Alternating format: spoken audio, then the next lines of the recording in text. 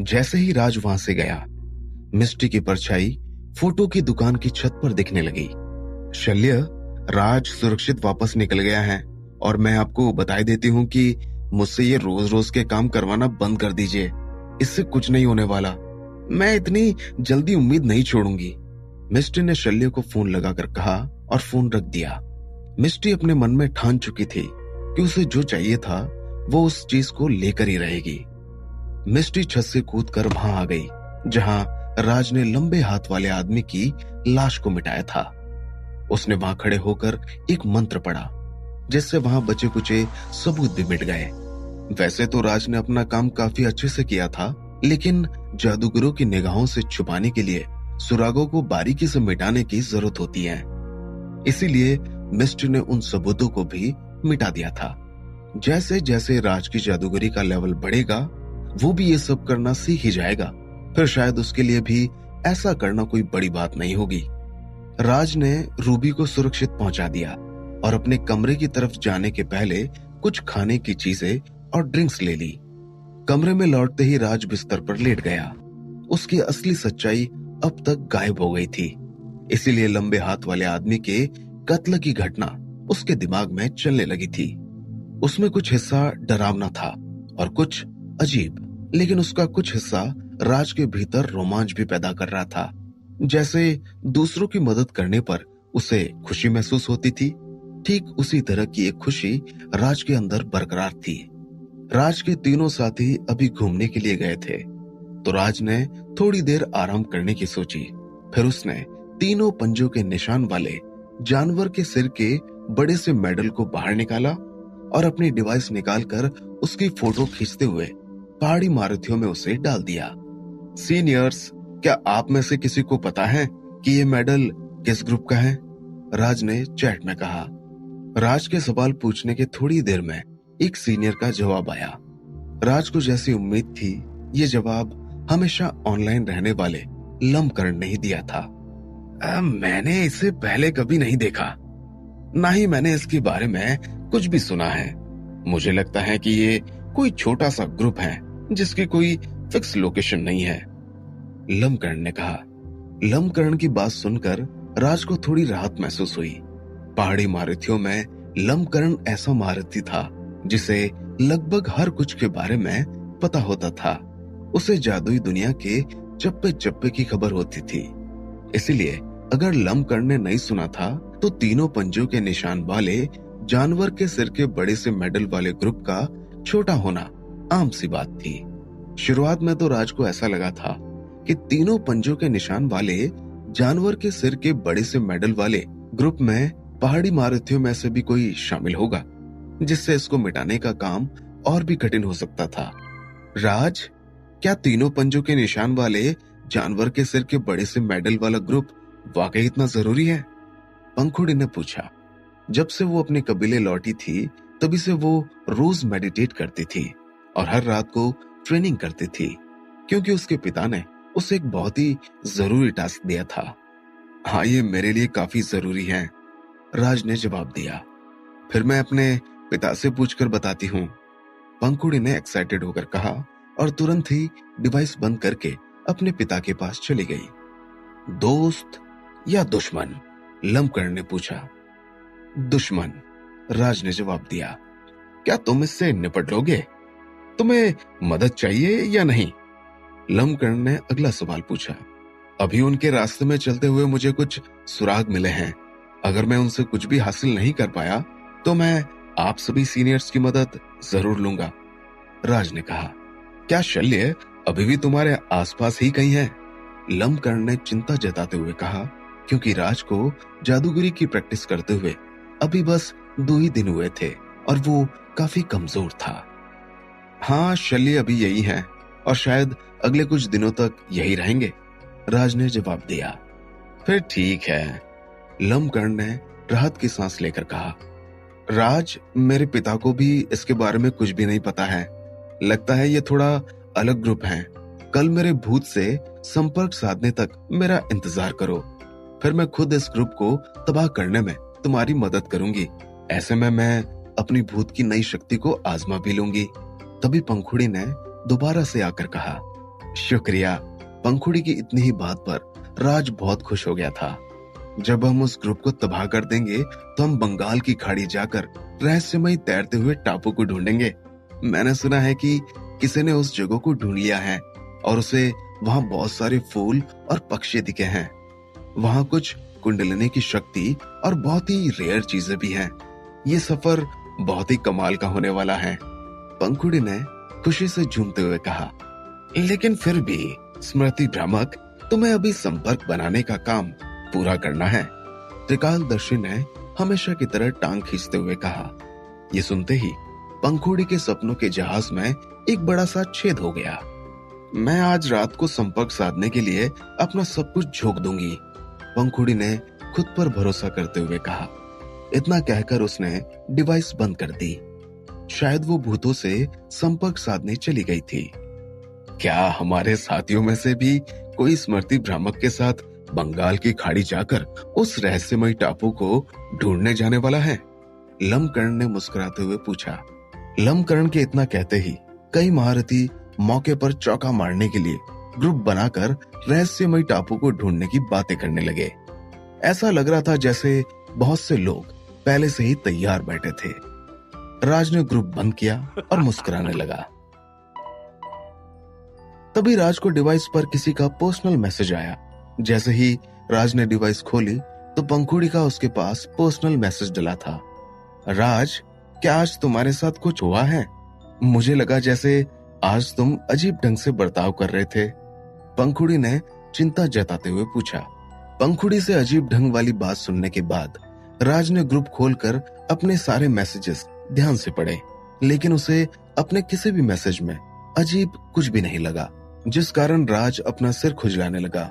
राज को लगा जैसे पंखुड़ी ने उसके मन के अंदर झांक कर उसकी सच्चाई पता लगा ली थी। अगर आज की बात करें तो मैंने आज किसी का कत्ल किया है। मैंने अपने हाथों से उसका सिर तन से जुदा कर दिया और उसके सिर को हवा में उछालता हुआ देखता रहा। ये एक सपने की तरह था। मुझे अभी तक अपनी आंखों पर भरोसा नहीं हो रहा, राज ने बारीकी से सोचकर सब कुछ शॉर्ट में बताते हुए कहा। न जाने क्यों, लेकिन ऐसा कहने के बाद राज को काफी राहत महसूस हो रही थी। उसे ऐसा लग रहा था जैसे किसी ने उसके सीने से बोझ हल्का कर दिया हो। आज तुमने पहली बार किसी की जान ली है, क्या तुम्हें इसका पछतावा है? पंखुड़ी ने पूछा और तभी उसके दिमाग में उसके पहले कत्ल की यादें आने लगी, जब उसके पिता उसे दिलासा दे रहे थे। पंखुड़ी को नहीं पता था कि ऐसे समय पर किसी और को दिलासा कैसे दिया जाना चाहिए, लेकिन कम से कम वो उतना तो कर ही सकती थी जितना उसके पिता ने उसके लिए किया था। मुझे इसका कोई पछतावा नहीं है, राज ने बिना किसी झिझक के जवाब दिया। यहाँ तक कि अगर उसे दोबारा मौका मिलता तो समय में पीछे जाकर वो फिर से उस आदमी का गला बिना किसी झिझक के काटने को तैयार था। मुझे तुम्हारी बातों में तुम्हारा प्रण नजर आता है। इस फैसले के पीछे तुम्हारा भरोसा साफ झलकता है, इसीलिए इसके बारे में अब इतना मत सोचो। अब बस तुम्हें इतना याद रखना है कि तुमने तलवार क्यों उठाई और अपने भरोसे को कायम रखना है। जब तक तुम्हें अपने फैसले पर भरोसा रहेगा तब तक तुम्हें उसका कोई पछतावा नहीं होगा। खुद पर बहुत प्रेशर लेने की जरूरत नहीं है। मैं हमेशा तुम्हारी मदद करने के लिए तैयार हूं, पंखुड़ी ने कहा। इतना कहने के बाद पंखुड़ी के चेहरे पर एक अलग तरह की चमक आ गई। शुक्रिया, राज ने मुस्कुराते हुए कहा। उसे पंखुड़ी का दिलासा थोड़ा सा ऑकवर्ड लगा था, हालांकि वो पंखुड़ी के अच्छे इरादों को समझ गया था। कोई बात नहीं राज, अब मैं भूतों से संपर्क साधने की जंग में उतरने जा रही हूँ। जब मैं काम निपटा लूंगी तो मैं तुम्हारे पास आऊंगी। इसके बाद हम लोग उस रहस्यमयी टापू को ढूंढने चलेंगे। इतना कहकर पंखुड़ी ने डिवाइस बंद कर दी। पंखुड़ी को राज की मदद करना वाकई काफी पसंद आने लगा था। ठीक इसी समय भ्रामक टापू के किसी दूसरे इलाके में भूपेश अपनी बेटी और राज के बीच की बातचीत पढ़ रहा था। भूपेश ने चुपके से अपनी बेटी की डिवाइस की कॉपी बनाकर उसका इस्तेमाल किया था। सुबह के करीब 3 बजे राज सो रहा था, लेकिन उसकी दिमागी शक्ति एक्टिवेट थी। ये चौकन्ना रहने की टेक्निक थी। दिन में चौकन्ना रहने की टेक्निक का इस्तेमाल करने के कारण राज के शरीर को इसकी आदत लग चुकी थी। इसीलिए नींद में भी राज का शरीर दिमागी शक्ति का इस्तेमाल अच्छे से कर पा रहा था और ठीक ढंग से चौकन्ना रह पा रहा था। ये कुछ ऐसा था जिसके बारे में फिलहाल राज को भी खबर नहीं थी। राज को अपने फोन की आवाज सुनाई दी। राज ने तुरंत ही अपनी आंखें खोली और फोन को साइलेंट कर दिया ताकि उसके रूममेट की नींद खराब ना हो। इसके बाद उसने अपना फोन उठाया और नंबर की तरफ देखा। ये एक अजनबी नंबर था। राज को लगा कि ये कोई धोखाधड़ी वाला नंबर होगा। इतने के बाद भी उसने फोन उठा लिया क्योंकि राज और उसके साथियों को धोखाधड़ी करने वाले लोगों से बात करके टाइम पास करना बहुत पसंद था, खास तौर पर यासीन को, जो बाहर से ठंडा और अंदर से गर्म था। वो किसी को भी अपनी बातों से उलझा सकता था। अगर धोखाधड़ी करने वाली कोई लड़की निकलती तो उसके मुकाबले यासीन की बातें करने की काबिलियत 3 गुना बढ़ जाती थी, जिससे उस लड़की को अपनी नानी याद आने लगती थी। क्या तुम वही जूनियर नाम के लड़के हो? फोन की दूसरी तरफ से एक आदमी की आवाज आई। जूनियर नाम राज ने पहाड़ी महारथियों में रखा था, जो कि उसका सीक्रेट नाम था, जिसका मतलब साफ था कि इस नाम से बुलाने वाला जरूर पहाड़ी महारथियों में से ही कोई होना चाहिए। हाँ, ये मैं ही हूँ, राज ने अपनी आंखें मलते हुए कहा। क्या तुम सो रहे थे? चलो अच्छा, मैं जल्दी अपनी बात पूरी करता हूँ। मैं पहाड़ी महारथियों में से ही एक हूँ और मुझे तुम्हारा नंबर शल्य ने दिया है।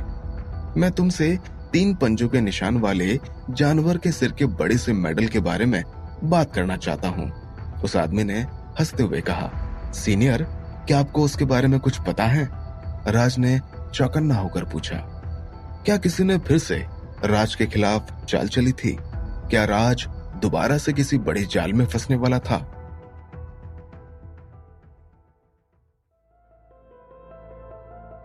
मुझे इस बारे में थोड़ी जानकारी थी, लेकिन अब इस बात को 40 साल हो चुके हैं। 43 साल पहले जब मैं दुनिया की सैर पर निकला था तो भारत के उत्तरी छोर पर किसी ने एक गांव के सभी लोगों को बहुत ही बेदर्दी से मार डाला था और वहां कोई भी जिंदा नहीं बचा था।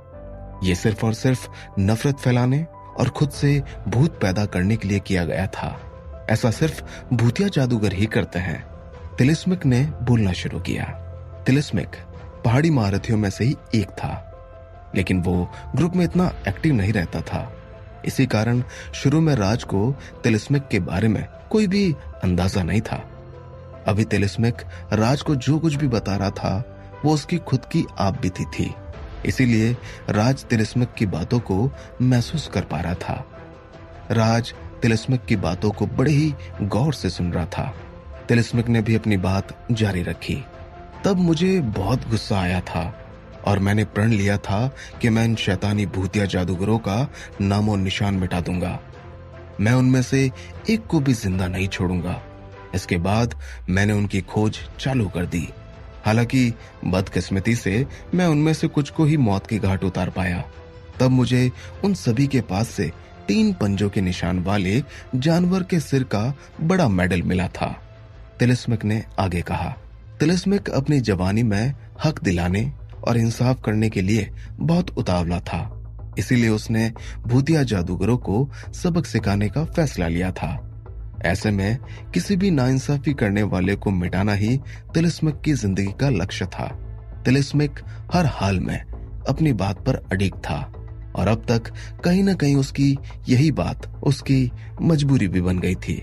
जब भूतिया जादूगरों ने पूरे के पूरे गांव को मिटाया तो उसने कसम खाई थी कि इसके पीछे जिसका भी हाथ होगा वो उसका नामो निशान मिटा देगा और खुद से भूत पैदा करने वालों को दर्दनाक मौत देगा।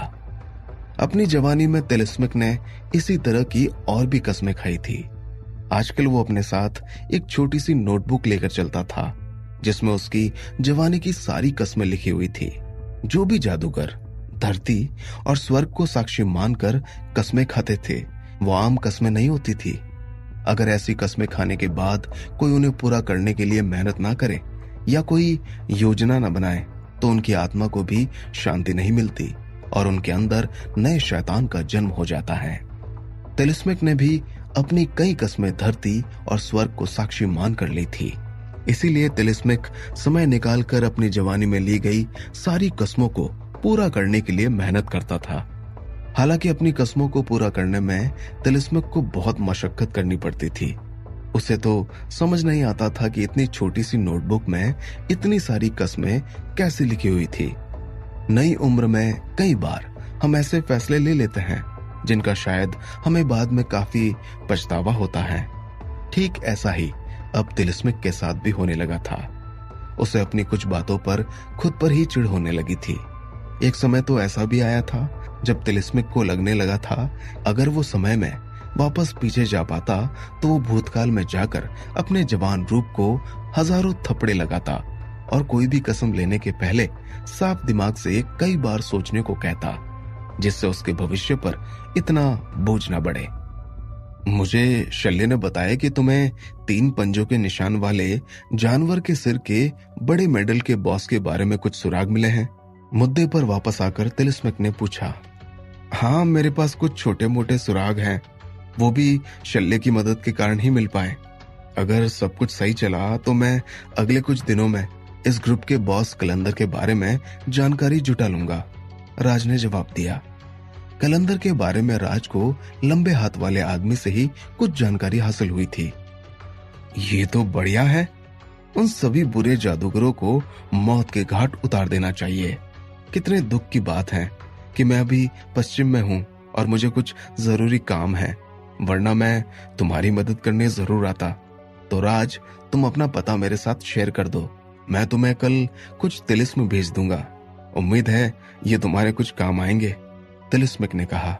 तिलिस्म के बारे में सुनकर राज को याद आया कि जब वो लोग भूतों से लड़ रहे थे तो पंखुड़ी ने भी सुनहरे रंग के तिलिस्मी कागजों का इस्तेमाल किया था।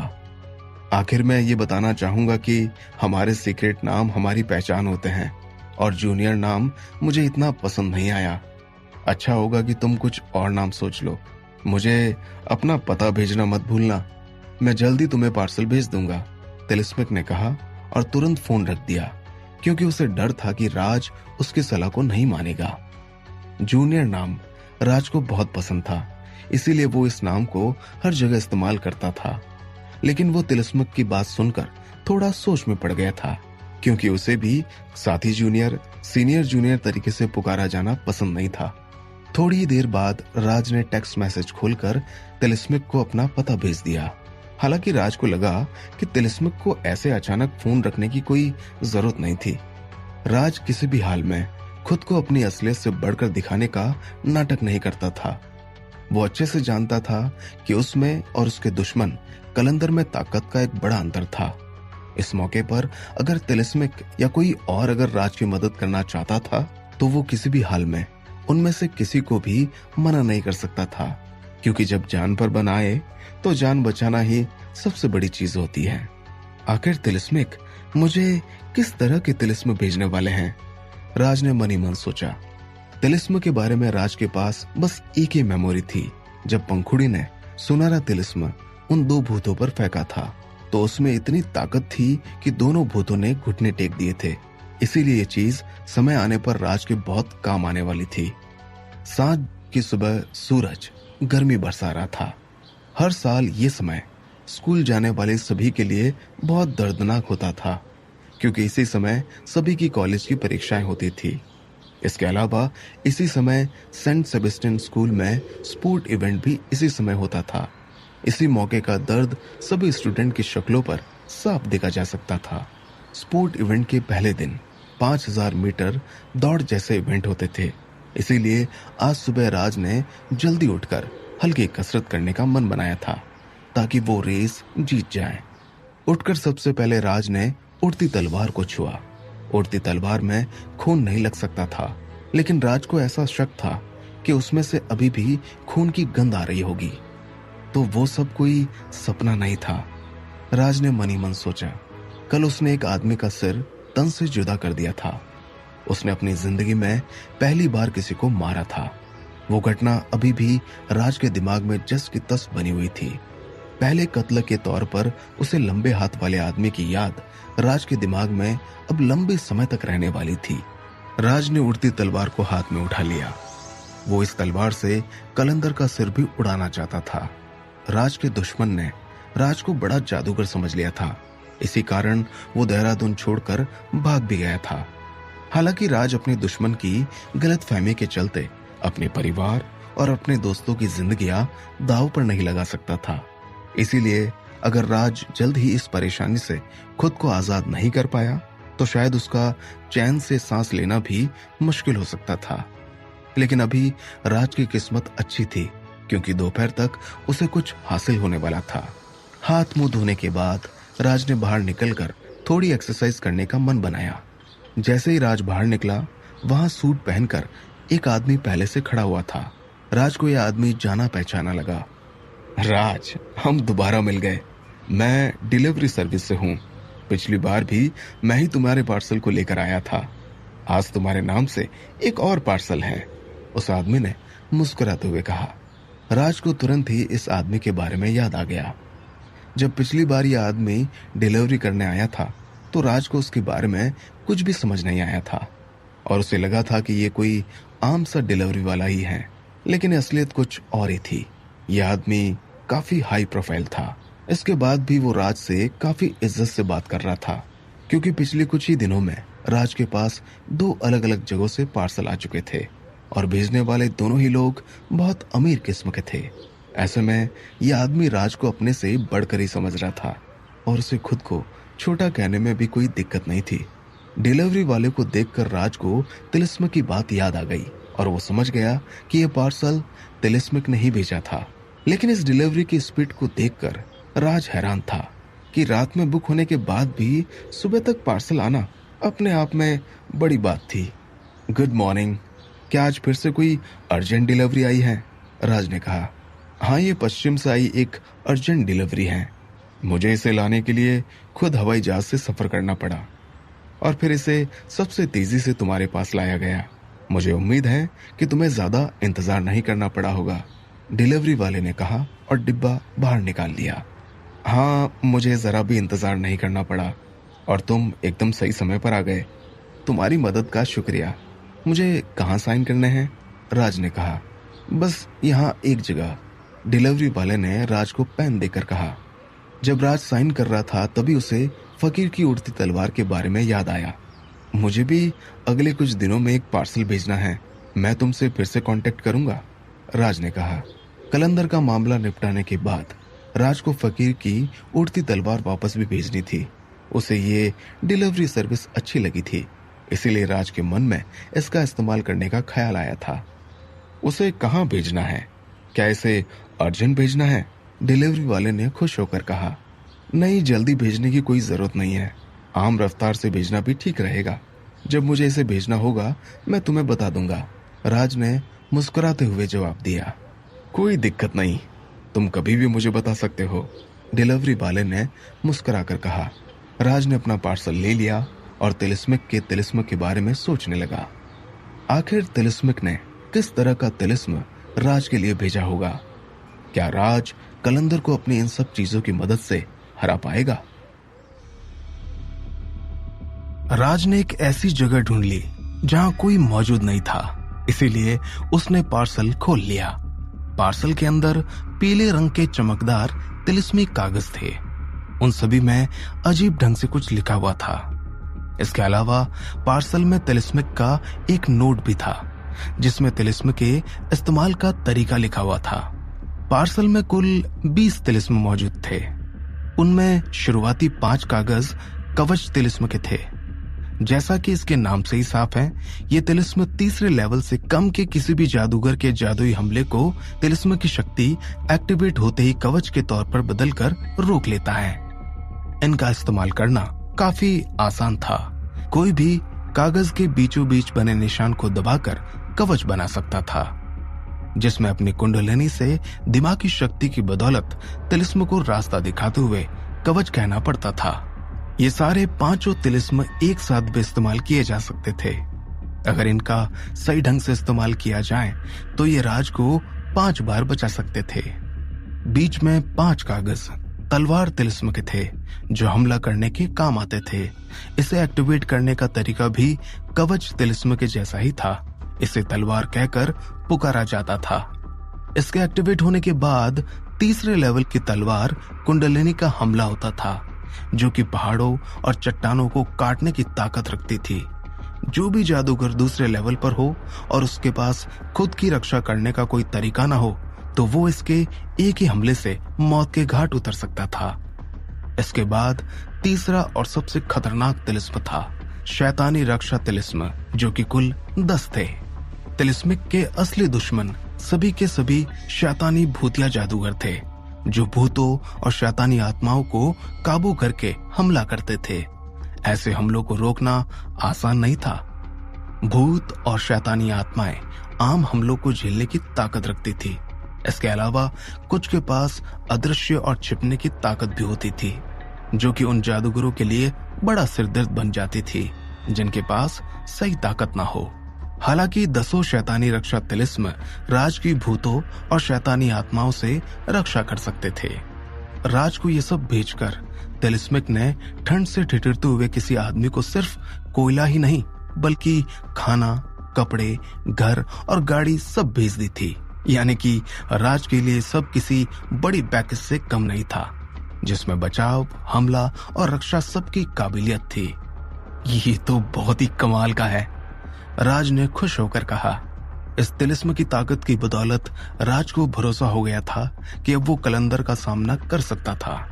हालांकि अपनी असली ताकत के लेवल पर राज इतना बेवकूफ भी नहीं था कि सिर्फ तिलिस्मों की बदौलत वो कलंदर को सीधी चुनौती देने के बारे में सोचने लगे। फिलहाल कलंदर से पीछा छुड़ाने के लिए राज कुछ भी करने के लिए तैयार था। राज को फिलहाल बस नतीजे से मतलब था। उसे इस बात से कोई फर्क नहीं पड़ता था कि इस नतीजे को हासिल करने का तरीका क्या होने वाला था। उसे बस कलंदर को मारना था। राज ने सभी तिलिस्म को ध्यान से रख दिया। अब बस एक चीज को छोड़कर उसके पास सब कुछ था। सुबह के 7:30 बज चुके थे। सेंट सेबेस्टियन स्कूल का स्पोर्ट इवेंट अब शुरू होने वाला था। शुरुआत में स्कूल का प्रिंसिपल अपना भाषण देने वाला था। बदलते समय के साथ भी स्कूल प्रिंसिपल का भाषण हमेशा की तरह एक ही रहता था। इस भाषण की शुरुआत इस बात पर 2 शब्द कहना चाहूंगा से होती थी और पूरे भाषण में कई बार 2 शब्द कहे जाते थे। सभी स्टूडेंट इन 2 शब्दों को सुनते सुनते बेहोश होने की हालत तक पहुंच जाते थे और जैसे ही स्पोर्ट इवेंट शुरू होते थे उन्हें वापस होश आ जाता था। 8:40 पर लड़कों की 5 किलोमीटर की दौड़ शुरू हो गई। राज, तीनों साथी और करीब 7 क्लासमेट ट्रैक पर आ गए। सभी के चेहरों पर एक बनावटी मुस्कुराहट थी। वो सभी राज को चीयर करने नहीं बल्कि ट्रैक पर कुत्तों की तरह हांफते हुए राज को देखने आए थे। इसके अलावा अगर राज थककर उल्टी कर दे तो शायद उन्हें और भी खुशी मिल सकती थी। 5 किलोमीटर की दौड़ वाकई काफी दर्दनाक खेल था। ट्रैक की लंबाई कुल 400 मीटर थी, इसीलिए हर धावक को 12.5 लैप पूरे करने थे। ये वाकई बहुत बोरियत भरा काम था, जिसमें तेज दौड़ का जुनून नहीं था, न ही रिले रेस की तरह खुशी थी। इसमें दूरी बहुत ज्यादा थी और इसकी रफ्तार काफी धीमी थी। इसे देखने वालों की संख्या कम थी, जिसमें लड़कियों की तो और भी कम थी। बिना लड़कियों के लड़कों को दौड़ने की प्रेरणा भी नहीं आ पाती थी। जैसे ही बाकी धावक अपनी पोजीशन पर आए, राज भी जमाई लेता हुआ अपनी पोजीशन पर खड़ा हो गया। राज, धमाल कर देना, तुम्हें पहले नंबर पर आना होगा। तभी राज को एक मीठी सी आवाज सुनाई दी। राज ने सिर उठाकर देखा तो रिया खड़े होकर तालियां बजा रही थी।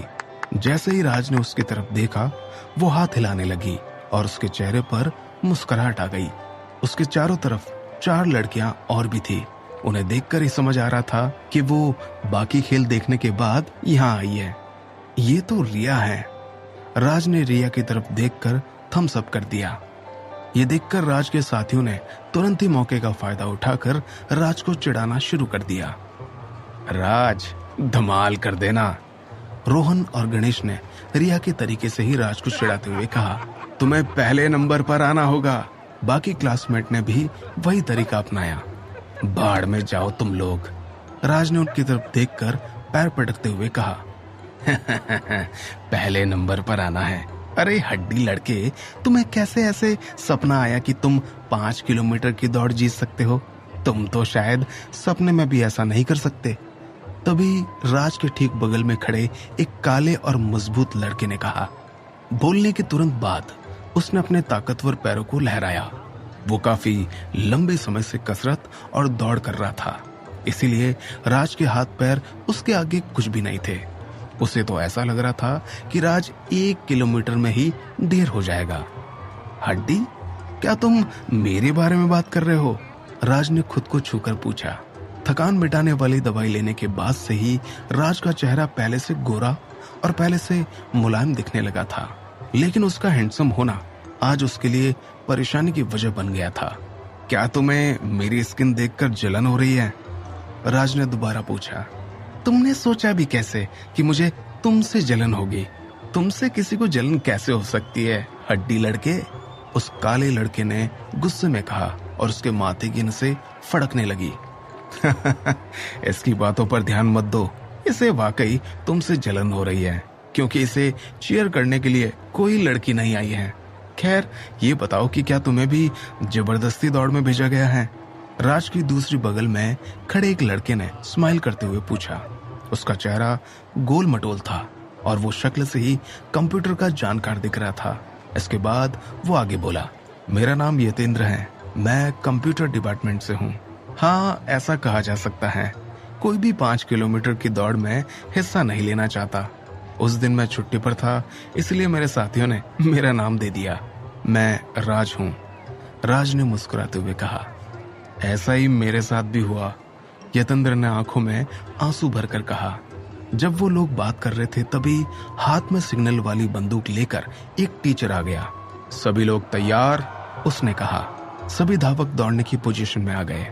इस हड्डी लड़के को तो मैं दिखाकर रहूंगा कि 5 किलोमीटर की दौड़ कैसी होती है। मैं इसे कम से कम 1 किलोमीटर दूर से हराऊंगा। काले लड़के ने अपने दांत पीसते हुए कहा। मुझे 1 किलोमीटर दूर से हराओगे? ये तो 2 लैप से भी ज्यादा की दूरी कहलाएगी। फिर तो ऐसा कभी नहीं हो पाएगा, तुम्हें हार मान लेनी चाहिए। राज ने थोड़ा सोचने के बाद उसे सलाह देते हुए कहा। यतेंद्र धीमे धीमे हंसने लगा। काले लड़के ने और जोर से अपने दांत पीसे। टीचर ने तभी सिग्नल कर दिया। काले लड़के ने दौड़ शुरू की और काफी तेजी से आगे बढ़ने लगा। उसका स्टेमिना काफी अच्छा था और उसकी रफ्तार आम लड़कों से बढ़कर थी, इसीलिए स्कूल के कंपटीशन के हिसाब से वो तेज दौड़ से भी शुरुआत कर सकता था, ताकि वो बाकी धावकों से आगे निकल जाए और इसका फायदा उठाकर अकेले ही रेस को पूरा कर ले। वो हड्डी तो ये देखकर डर ही गया होगा। मैंने तो उससे कहा ही था कि मैं उसे 1 किलोमीटर दूर से हरा दूंगा। अगर मैंने अपनी पूरी ताकत से दौड़ लगा दी तो मैं उसे कम से कम 4 लैप पीछे छोड़ सकता हूँ, काले लड़के ने सोचा। 5 किलोमीटर की दौड़ में धावकों को रफ्तार कायम रखनी पड़ती थी, इसीलिए कोई भी शुरुआत में तेज दौड़ नहीं लगाता था। बस इसी कारण ये काला लड़का फिलहाल सबसे आगे पहुंच गया था। अब कैसा लग रहा है हड्डी? दुख हो रहा है? काले लड़के ने पीछे मुड़कर सोचा। वो राज को देखना चाहता था कि असल में राज उससे कितनी दूरी पर था। उसे लग रहा था कि अच्छी शक्ल वाला राज अभी धूल चाटने लगा होगा, लेकिन गर्दन मोड़ते ही उसने देखा कि राज उससे बस 1 मीटर की दूरी पर था। वो लगातार उसका पीछा कर रहा था। काले लड़के को समझ नहीं आया कि राज तेज दौड़ से रेस की शुरुआत कैसे कर सकता था। अबे, क्या तुम बेवकूफ हो? तुम्हारी हिम्मत भी कैसे हुई तेज दौड़ से शुरू करके मेरा पीछा करने की? तुम में जितनी ताकत है उस हिसाब से तुम 1 लैप में ही हाफने लगोगे, काले लड़के ने दांत पीसते हुए कहा। तेज दौड़? नहीं, मैं तो अपनी नॉर्मल स्पीड से ही दौड़ रहा हूँ, मेरी चिंता मत करो। मैंने नहीं सोचा था कि इतने बेवकूफ दिखने के बाद भी तुम्हें मेरी इतनी परवाह होगी, राज ने मुस्कुराते हुए कहा। तेरी तो, काले लड़के ने गुस्से में कहा। हाँ, तुम बस अपनी बड़ाई करते रहो। मैं भी देखता हूँ कि तुम कितना दौड़ पाते हो। मैं उम्मीद करता हूँ कि तुम 1 लैप के बाद ही लुढ़क नहीं जाओगे, काले लड़के ने अपनी रफ्तार थोड़ी और बढ़ाते हुए कहा। उसे राज पूरी तरह नौसिखिया लग रहा था, लेकिन फिर भी वो राज को खुद से आगे नहीं निकलने दे सकता था, इसीलिए उसने राज को पूरी तरह से हिला देने का मन बनाया।